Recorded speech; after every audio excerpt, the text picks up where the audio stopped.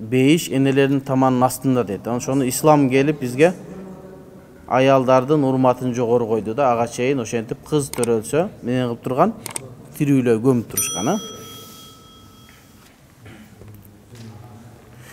Аны Имам Бухаридин атасы Имам Бухари жаш мезгилинде бул дүйнөдөн өткөн. Васагир. Андан кийин бул Имам Бухари өзүнүн апасынын колунда чоңойгон. Апасы дагы өтө таква, ушундай бир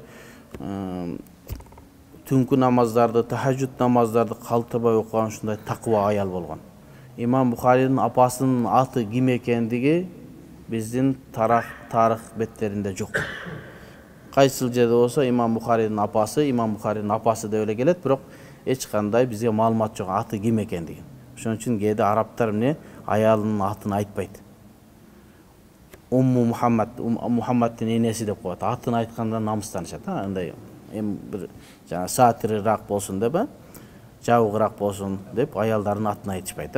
Ошонун сыңарындай мүмкүн ошол себептен Имам Бухаридин апасынын аты бизге келген жок.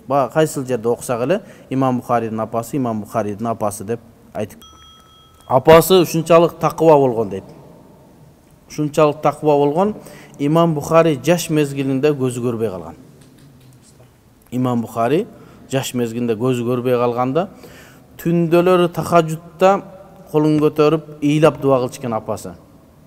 Аллахым менин баламдын көзүн бер, кайтар деп. Себеби Имам Бухаридин келечекте ушундай аалым болушуна апасынын көзү жеткен чыгар. Дуа кылчыкен. Анан түшүнө Ибрахим Халилаллах түшүнө кирип, сенин кад раддаллаху аля ибнике басараху, сенин балаңдын көзүн кайра кайтарып берди. Эмне себептен?